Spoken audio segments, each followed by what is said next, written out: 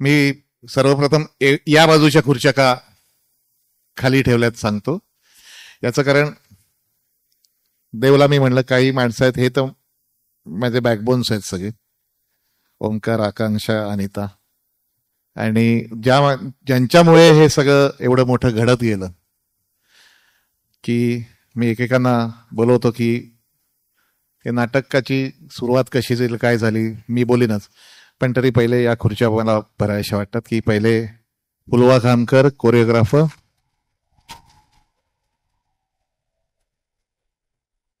Mandar Deshpande music,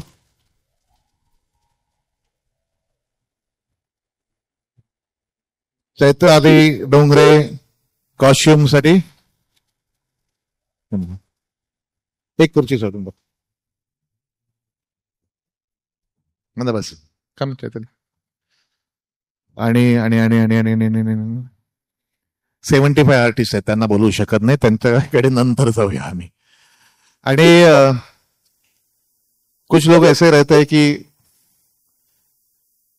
सिर्फ पहचान नहीं, फ्रेंड्स होते, ऐसे कुछ रोज मिलना भी नहीं होता, लेकिन एक दूसरे के एक लिए हमेशा रिस्पेक्ट रहता है, एक प्यार रहता है. और उसी में से एक नाम है कि जो मैंने कल फोन किया कि ऐसे ऐसे मैं कर रहा हूँ, कहाँ पे है, बहुत एक्साइटेड थे कि अरे संजय मिश्रा कर रहे, संतोष है, ये तू कर, तू करेगा तो अलग करेगा. मतलब बैंड्रा में है, देख तेरे घर के नजदीक है तो आना पड़ेगा. कितने बजे मैं आ रहा हूं, सुबह फोन आ गए, कुठे यायचंय, येतोय. मकरंद देशपांडे मॅक, प्लीज कम.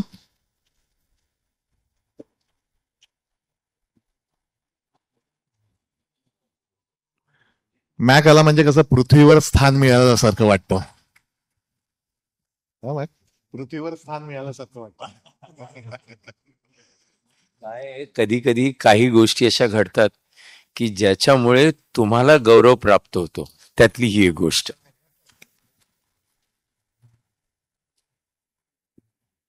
सो घाशीराम कोतवाल 1972 मध्ये मराठीमध्ये विजय तेंडुलकर लिखित, डॉक्टर जब्बार पटेल यांनी, directed by Jabbar sir. Back then also it was controversial. अभी तो अभिजीत पानसे भी है तो कंट्रोवर्सी होनी ही चाहिए कुछ. लेकिन मैं हमेशा कहता हूं कि इस देश में कला, क्रीड़ा, इन चीजों को पॉलिटिक्स के बाहर रखना जरूरी है. ये मेरा बिल्कुल निजी मत नहीं है. मैं जहां पे काम करता हूं मेरे साहब का भी वही राय है. So forget the political aspect of it. Ghasiram कोतवाल यहाँ पे जो मेरे स्नेही, मेरे सीनियर बैठे भालचंद्र कुबल जी, इनको तो आप ऐसे पहचानते नहीं रखे, लेकिन मुंबई यूनिवर्सिटी में मराठी नाट्यशास्त्र पढ़ाने वाले भालचंद्र कुबल है. ये बहुत बड़े क्रिटिक है, अनेक मराठी वर्तमानपत्रातनं त्यांची समीक्षा तुम्ही वाचली असेल. So few days back, few months back, Chandu met me, उम्र का लिहाज करके मैं हमेशा, हम लोग दोनों को, ये बहुत बड़े सीनियर थे मेरे, हम लोग रुया कॉलेज में जब भी थे, तो चंदू जी वगैरह ऐसा मैं बोल नहीं सकता. सो चंदू मुझे मिला कि उन्होंने घासीराम हिंदी में किया था. ये एक्चुअली यहाँ घासीराम का ट्रांसलेशन, जो ट्रांसक्रिएशन में बोलता हूँ उसको, वसंत देव इन्होंने बहुत पहले ही किया था, मेरे हिसाब से वही टाइम पे किया था शायद. वसंत देव गीतकार, संगीतकार, बहुत जाने माने. एक पटकन दो गाने बोलता हूं तो आपको समझ में आएगा कितनी बड़ी हस्ती थी. उत्सव, मन क्यों बहका रे बहका, नहीं तो सांझे ढले, वसंत देव. सो उन्होंने एक्चुअली हिंदी में भी नहीं था वो, हिंदी, अवधी, मगधी, ऐसे लैंग्वेजेस में वो ट्रांसलेशन किया हुआ था. तो चंदू जी ने वो नाटक बैठा था last to last year I think. So एक दिन मिले कि घासीराम ये मुझे एक्चुअली कहना चाहिए ना कहना चाहिए, क्योंकि उसमें मैं खुद को ही नीचा दिखाऊंगा। मैंने घासीराम देखा नहीं था, कभी भी मौका नहीं मिला। सुना तो बहुत था, बहुत बार उसके फोटोग्राफ्स देखे थे, बहुत सारे जो राइटअप्स आते थे कभी कभार घासीराम के बारे में, या तो मुझे देखने का मौका मिला नहीं था। तो मैंने जब भी चंदू ने मुझे बुलाया था, तभी मुझे याद है कि घासीराम के लिए आ जाना, तो मैं था नहीं यहाँ पे शायद। तो मैंने घासीराम नाटक नहीं देखा, लेकिन ऐसा है वैसा है, तो मैंने बोला बुक है क्या, तो मैंने बुक पढ़ा। मैंने पहले घासीराम कभी, इसलिए जब कॉन्फ्रेंस बोला कि किसी ने पढ़ा है, तो मैं अकेला हूं, मैंने पढ़ा है सिर्फ। और इट्स मेस्मराइजिंग थिंग कि जब साहित्य एक कलाकृति से हम लोग जब भी वो पढ़ते हैं और हम लोग को समझता है कि it's just a timeless thing, ये साहित्य, ये कलाकृति, ये जो पॉलिटिकल इसमें बात है घासीराम में, वो कालातीत है। कालातीत is a better word actually, की कुठल्याही काळाशी सुसंगत है। तो घासीराम तो बहुत जनों ने देखा है, घासीराम बघितलेले, घासीराम कोतवालचे अनेक प्रयोग वेगवेगळ्या 15-20 लोकांनी केले। मुझे लगता है हिंदी में NSD national school of drama ने भी ये प्रयास है, ये हिंदी में हो चुका था, लेकिन professional as a commercial stage पे घासीराम लोगों ने नहीं देखा है। मराठी में देखा है, बिल्कुल देखा है। तो दो विचार थे कि घासीराम, जब भी घासीराम कोतवाल, एक नाना फडणवीस और एक घासीराम कोतवाल की जब हम लोग स्टोरी सुनते हैं, मैंने जब भी वो पढ़ा, तभी इंटरनेशनली भी मुझे वही लगता है कि जेलेंस्की को यूएस ने कैसे यूज करने के बाद पुतिन को क्या कर रहे हैं, या शायद सद्दाम हुसैन को यूएस ने कैसा किया, या और कई जगह पे ऐसा है कि एक घासीराम बनाया जाता है और अपना काम निकलवा लेते हैं। एक थोड़ा सा एक पॉलिटिकल साइड भी मेरी है, सबको पता है, बहुत सारे लोगों को पता है। तो मैंने जब भी वो पढ़ा, ये नाटक, ये कभी पुराना नाटक नहीं हो सकता। सो मैंने चंदू सर के साथ मैंने बोला ये करते हैं। ये जब ये नाटक मैंने पढ़ा तब मुझे लगा ये इसका, त्याला मराठीत छान शब्द आहे, याचा अवकाश खूप मोठा है और ये उसी तरह से प्रेजेंट होना चाहिए। तो मैंने सोचा कि कैसे कर सकते हैं, क्योंकि घासीराम कोतवाल एक मराठी नाटक की एक बहुत बड़ी परंपरा है। मराठी नाटक आज भी देखेंगे तो आज मराठी फिल्मों के बारे में कुछ बताया जाता है, लेकिन थिएटर में, मराठी नाटक के थिएटर में हाउसफुल का बोर्ड लगता है, आज भी लग रहा है। तो उससे बाहर निकल के मुझे ऐसा हमेशा लगता है कि हम लोग, मैं मराठी में शेक्सपियर पढ़ सकता हूं, मंटो पढ़ सकता हूं, मैं शेक्सपियर में, मैं मराठी में और भाषा के बहुत सारे साहित्य कलाकृति पढ़ सकता हूं, देख सकता हूं। आज तो ओटीटी का माहौल है, हम लोग नार्कोस देखते हैं तो स्पेनिश नार्कोस देखते हैं, कांतारा देखते हैं तो तमिल में देखते हैं, मलयालम फिल्म्स देखते हैं, कोरियन तो आजकल के ड्रामा तो बहुत सारे जन देखते हैं। लेकिन मुझे एक ऐसा लगा, मेरा कोई आक्षेप नहीं है, लेकिन कुछ थोड़ा सी गलती हो गई कि मराठी साहित्य, मराठी नाटक, मराठी संस्कृति, ये हम लोग इतर भाषाओं में ट्रांसक्रिएट करने के लिए, ट्रांसलेशन करने के लिए, दुनिया के सामने लाने के लिए हमारा जो प्रयास था वो शायद कम पड़ा है। और ये जब हम लोग मराठी की बात करते हैं, मराठी स्वाभिमान की बात करते हैं, मराठी अस्मिता की बात करते हैं, तो हमारा विरोध किसी भाषा को होने की कोई गुंजाइश ही नहीं है।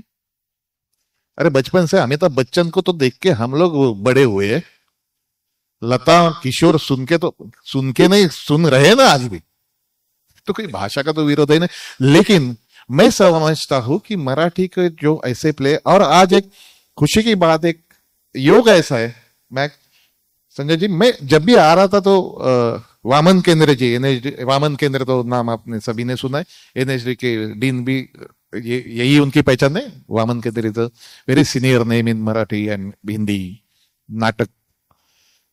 सो उनका फोन आ गया था, अरे मुझे समझा ऐसा ऐसा करे, तो शुभकामनाएं दी मुझे। और जब भी उनको मैंने बताया कि ये विचार है इसके पीछे, तो उन्होंने बताया कि ये बहुत सही है, ये आपका नाटक होने दे, हम लोग मराठी साहित्य के 10 कलाकृति निकलेंगे, और केवल हिंदी में नहीं, अलग अलग देश की अलग अलग भाषा में वो करने का प्रयास करेंगे। मुझे लगता है कि ये उसकी मोमेंटम है। बात वहीं से शुरू हो गई, चंदू सर से शुरू हो गई बात। मैंने पढ़ा, मुझे बहुत अच्छा लगा, तो एक थोड़ा आउट ऑफ द बॉक्स जाके कुछ करने की उम्मीद रहती है मुझे। और बाद में कैसा है कि एक हम लोग सपना देखते हैं और अचानक से भगवान बोलता है, अरे अच्छा सपना है, ये ले मैं तेरे को पहले एक हीरा देता हूं, आगे संजय मिश्रा। मैं नाटक करने में बहुत सीरियस हो गया। मैं ये बात मुझे पता नहीं, हम सब जब गुरुजी को जब समझा, गुरुजी ने हाँ बोला क्या ये बड़ा आदमी है, क्या इतना बड़ा कलाकार है, बड़ी हस्ती है, बाकी तो छोड़ ही देता हूँ सर, आप कितने लेंगे क्या लेंगे। अरे छोड़ यार, अभी तो संजय मिश्रा जी को तो आप जानते, छोड़ यार, मुझे नाटक करना है, हम लोग कर रहे हैं। इधर से शुरुआत होगी, कहाँ पे रिहर्सल करेगा, तो मेरा बेस पूरा थाने में है, तो मैं थाने में करूंगा, लेकिन आप बोलो अंधेरे में थोड़े थोड़े दिन आया करूंगा, हम लोग रिहर्सल थोड़ी थोड़ी इधर भी करेंगे। शुरुआत हो गई रिहर्सल के। एक दिन बोले, यार अभिजीत मुझे ने थाने में एक रूम देख ले, एक गैस दे दे, मैं उधर ही आके रहता हूं, हम लोग नाटक करेंगे। और ये चीज इतने बड़े कलाकार के मुंह से सुन गई, बस उसने बोली, मुझे अच्छा लगा, वाह वाह किया, मैंने प्रेस में किया। नहीं, संजय मिश्रा जी आजकल उनका पता है थाने में रहते हैं, वो मेरे घर पे ही रहते। मैं बहुत बड़ा भाग्यवान हूं। पूरा दिन नाटक के बारे में, पूरा दिन क्या करेंगे कैसा करेंगे, ये जब भी एक बड़ा आदमी हमारे साथ बैठ के जब इन नाटक के बारे में बोलना शुरू कर देता है ना, तो मुझे लगता है कि नाटक, मैं हमेशा बोलता हूं, नाटक ज्यादा से ज्यादा क्या होगा, सुपर हिट होगा। हिट तो अभी भी है। संजय मिश्रा जी का फोर्स, संजय मिश्रा जी का ज्ञान, उनका ज्ञान, और ये हम लोग मिल बांट के जो कर रहे, मैं बड़ी प्रेम पूर्वक कहता हूं, ये घासीराम आपने देखा नहीं है। तो ये घासीराम इस तरह से हम लोग बनाते बनाते बनाते सब जन कारवा बढ़ता गया। जो जब घासीराम का पहला शो यहीं पे 14 और 15 अगस्त को यहीं पे बाल गंधर्व रंग मंदिर में है, 22 23 को एनसीपीए, मैं तहे दिल से शुक्रिया बोलना चाहूंगा कि एनसीपीए का 22-23 का शो उन्होंने इनवाइट करके ले लिया, जब भी उनको समझा कि घासीराम हो रहा है संजय मिश्रा पे।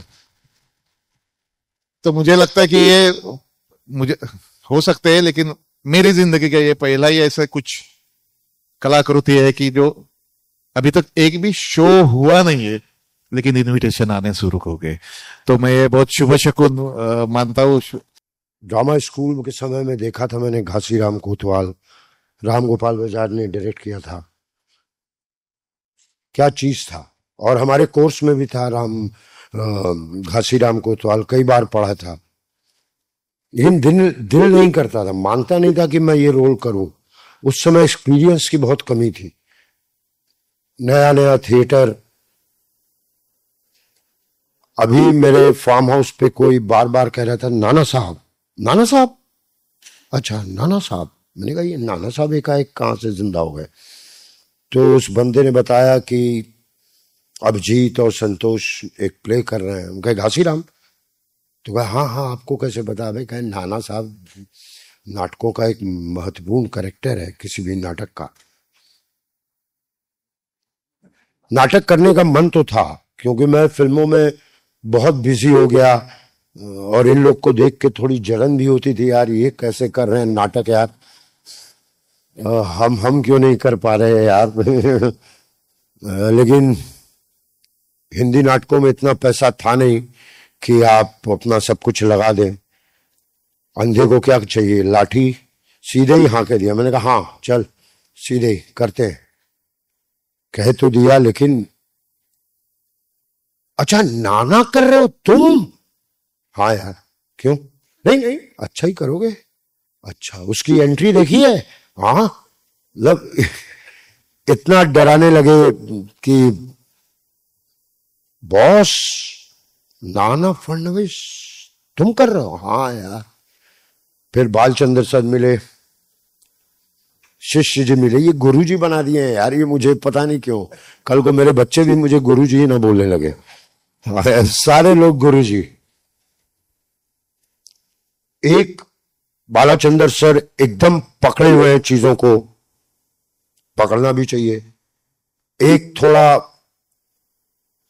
भागने वाला बंदा कि हाँ ऐसा करते हैं ऐसा करते हैं, और मैं फिट हो गया। मुझे बहुत मजा आ रहा है। हर सुबह मेरी नाना के डायलॉग से सुबह होती है, रात भी उसी होती है। थिएटर का ये बड़ा मजा आ रहा है। और सबसे बड़ी बात कि ऐसा वैसा कोई नाटक नहीं है, ये हिंदुस्तान के नाटकों में से एक नाटक है जो बहुत बहुत बहुत बहुत इम्पोर्टेंट है, और अब आप उसके हिस्सा बन रहे हैं, ये और इम्पोर्टेंट है। और क्या कहूं, अब नाटक देखना है, लेकिन फुलवा कहाँ है? ये 1 2 3 4 5 6 7 8 सारे डायलॉग इसने भुलवा दिए मेरे कोरियोग्राफी में जब आ गई। 1 2 3 4 5 6 7 अरे 8 के आगे बढ़ ही नहीं पा रहा हूं। तो फुलवा, मंदार, ये जब गाएंगे, मतलब जो कल ही मैं इनसे कह रहा था कितना बड़ा होता जा रहा है हमारा ये नाटक। पहले थोड़े से लोग थे, मतलब कितने डांसर्स आ गए, डांसर्स भी ऑडिशन पे आए, कोई वैसे प्रोफेशनल डांसर्स नहीं है, लेकिन क्या काम कर रहे हैं मकरंद ये लोग। मैंने अपने एक्टरों को कहा देखो ये कैसे, मतलब अभी से ठा ठा ठा ठा ठा ठा कर रहे हैं, और घर से जब आते हैं एकदम तैयार होता है। बहुत बढ़िया, मतलब एक नाटक करने का जो एक्सपीरियंस है वो मुझे सिनेमा में पॉपुलैरिटी, पैसा, हर कुछ मिल जाता है। भाई ग्रेट है तू, कमाल। जो नाटक में, अच्छा गाड़ी सर्विसिंग को गई है, चलो ऑटो पकड़ते हैं। लो कहां से आता हूं मैं, लोखंड वाला से वहां तक, कभी कुछ कभी कुछ कभी कुछ, आना पड़, दिल ही नहीं लगता। तो शुक्रिया, थैंक यू, आप लोगों ने मुझे इस काबिल समझा कि नाना फडणवीस मैं करूं। उम्मीद करता हूं कि पूरी तरह सही उतरूं। गाली तो थोड़ी होती ही है, अच्छा भी है, नहीं तो डॉक्टर से दिखवाना पड़ता, सर मुझे कोई गाली नहीं देता मुझे जरा देखिए, चेकअप कीजिए। शुक्रिया। और मकरंद सबसे ज्यादा शुक्रिया, ऐसे लोग होने चाहिए जो आपको एक दिशा दे अपने एक्सपीरियंस से। थैंक यू, थैंक यू, वाह, great great, thank you, thank you. रंगमंचावर न करता करता प्रेक्षकांपर्यंत तर पोहोचलोयच, पण मला असं वाटतंय रंगमंचाचा जो इतिहास आहे त्याचा आपण कुठेतरी भाग होऊन गेलो, याचं जास्त अप्रूप आहे। आज जेव्हा इथे मी आलोय की मला अभिजित म्हणाला की मी घाशीराम कोतवाल करतोय चंदू बरोबर, आणि त्यात नाना संजय करतोय मिश्रा, माझा हा खूपच आवडता नट आहे, म्हणजे कोणाचा नसावा।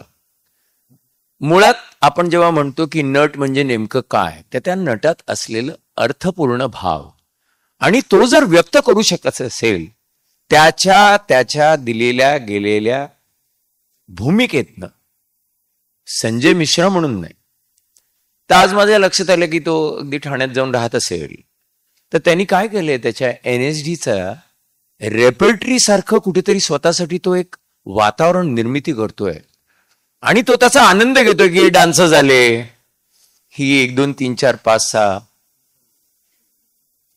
किंवा त्याचं संगीत, तर तो स्वतःसाठी एक वातावरण निर्मिती करतोय।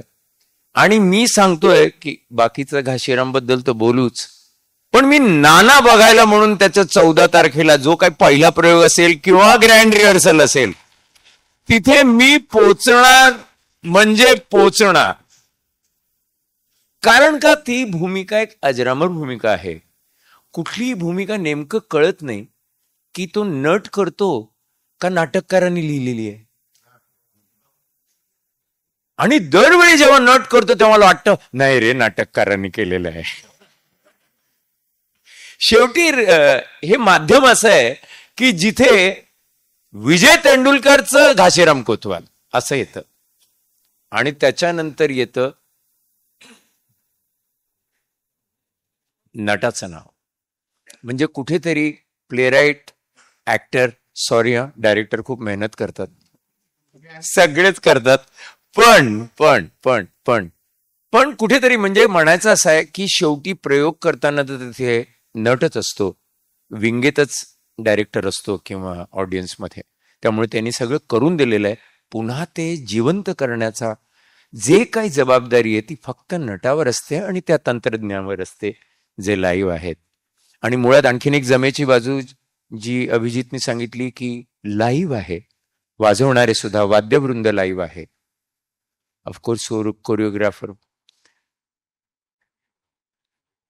मला आठवतंय मी बोललो आल्यावर की हबीब तन्वीर हे हिंदी नाटकातलं, हिंदी क्या भारतीय रंगमंच से हबीब तन्वीर एक ऐसा नाम है जिन्होंने बाहर सीखा, मतलब कि वेस्टर्न थिएटर जिसमें डिग्री ली राडा में, लेकिन यहां आए और उन्होंने सोचा कि मैं छत्तीसगढ़ चला जाऊंगा जहां से और मैं लोक नाट्य में अपने नाटक कहूंगा. यहां तक कि शेक्सपियर का भी मिडसमर नाइट्स ड्रीम उन्होंने अपने छत्तीसगढ़ी परंपरा में किया हुआ है.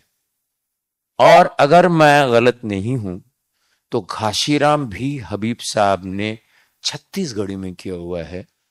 और हबीब साहब ने कहा था जब वो आए थे सीख कर, तब उन्होंने भारत के नाटककारों से कहा था ऐसा नाटक लिखिए जिसमें नृत्य हो, संगीत हो और कथ्य हो. वो अपनी मिट्टी का नाटक होगा. 60 के दशक में नहीं लिखा गया. फिर आया हयवदन, अगर I am not wrong, Karnad साहब का, और घाशीराम कोतवाल.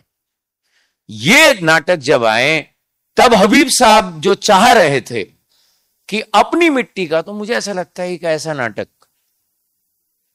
ये क्यों बंद पड़ा था भाई. और जब अपने अपने कारण से जब भी पड़ा होगा वो उसके अपने अपने कारण होंगे. मुझे लगता है बहुत इंपॉर्टेंट बात अभिजीत ने कही है, वो है कला और क्रीड़ा को राजनीति से बाहर रखना चाहिए. या तो मुझे लगता है अगर कुछ होना चाहिए तो राजनीति ने वहां से बोध लेना चाहिए. उसका कारण है कला क्या करती है, कला उस विशिष्ट स्थल काल में जो जीवन जिया जा रहा है उसका वो आईना है. कहीं तो कुछ जो छूट गया है वो वहीं पर लिखा गया है. और मिथक हम इसलिए कहते हैं क्योंकि वो मिथक है, यानी कि कल्पना है. पर कल्पना कहां से आएगी? तो भाई जब तक आपका जीवन ये सोर्स नहीं होगा तब तक कल्पना आ ही नहीं सकती. तो यदि घाशीराम कोतवाल किसी को कंट्रोवर्सी करनी थी, सरकार के विरुद्ध था या किसी एक विशिष्ट पंथ के क्रम, या हम कह सकते हैं कि किसी वाद को लेकर था, तो भाई एक सीधी सी बात थी, अगर रोजगार ढूंढने के लिए इंसान आया था, रोजगार मिला नहीं, उसका अपमान हो गया, तो भाई उसने उसका बदला लेना चाहा तो उसने पत्नी अब बेटी दे दी. अब जब मिल गया तब उसने सत्ता के साथ किया क्या? Power corrupts and absolute power corrupts absolutely. So जब ऐसा हो जाता है, जब सत्ता क्या करती है कि आपको नई विचारधारा ले आती है, याद कि अपना काम किया जाए, और जब लगता है कि अब ये अपने काम का नहीं या अब ये बेसुरा हो गया है तो उसको निकाल देते हैं. ये सत्ता का काम रहा है. मुझे लगता है घासीराम कोतवाल, कोई पार्टी आए कोई जाए, सत्ता करप्ट्स, ये तो रहेगा ही। रोजगार के लिए कोई, मुंबई तो स्वप्न नगरी रही कि नहीं रही? मुंबई में आज कोई भी स्वप्न लेके ही तो आता है, मुझे लगता है, कौन नहीं आता है। ऐसे में घासीराम कोतवाल, अब ये सारा जो वाद जो चल रहा है हमारा कि कौन सी भाषा, मुझे लग रहा है कि इसमें एक बहुत ही सुंदर सा ये काम किया है अभिजीत ने कि मराठी रंगमंच, अगर हिंदुस्तान का रंगमंच, भारत का रंगमंच इतिहास अगर उठाया जाए, घासीराम कोतवाल को आप उठाकर बाहर रख ही नहीं सकते, सबसे ऊपर के नाम में आ जाएगा। और मुझे ऐसा लगता है कि अभिजात शाकुंतल से लेके हम भास का मध्यम वियोग आ लिए और अभी तक आधुनिक नाटकों में यदि हम आए, वहां पर मुझे ऐसा लगता है कि जैसे बादल सरकार साहब का नाम लिया जाता है, कर्नाड साहब का, मुझे लगता है तेंदुलकर साहब का घासीराम कोतवाल बाहर रह ही नहीं सकता। और वो नाटक आज ये लोग करने जा रहे हैं, तो मेरी तो शुभकामनाएं हैं ही, लेकिन मुझे लग रहा है वो हिंदी में कर रहे हैं, ये बहुत ही अच्छी बात है, क्योंकि और सक्षम है। देखो कभी कभी ऐसा लगता है कि कौन करेगा भाई, फिर से 5 शो करके बंद तो नहीं हो जाएगा भाई, कोई आवाज उठा दे तो ये लोग बंद तो नहीं करेंगे। मुझे लगता है अभिजीत पानसे और उसके जो दोस्त हैं, जब सब साथ में, मैंने संजय से कहा कि ये अभिजीत पानसे जैसे ऊपर, मैंने कहा ये एक बंदा है, ये नाटक तेरा बंद होने नहीं देगा, तेरी जो मेहनत है, जो मेहनत है, क्योंकि एक एक्टर पूरा सब कुछ तन मन लगा देता है। मी मराठीतला फक्त त्याला सांगितलं, अरे ते पाय मुरगळले, ते फार छान गाणं आहे सुरुवातीचं, तो म्हणाला मला ते मुरगळले शब्द लिहून दे, त्यांनी पेन आणलं, त्याची वही आणली, तो म्हणाला लिहून दे, मला ते हवंय, मला ते मराठी शब्द हवेत.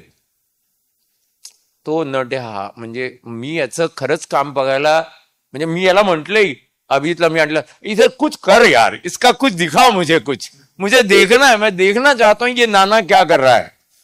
कारण का खरंच नाना म्हणजे आपल्याला असं वाटतं की, आणि काय आपल्याकडे आणखीन एक थोडासा घोळ काय झालाय, जो अभिजित मला असं वाटतंय आपण अजून अगदीच बोलूया, की नाटककार झाले पण नटांनी केलेल्या भूमिका आणि नट असं लक्षात ठेवणं आणि त्याला वर आणणं गरजेचं आहे.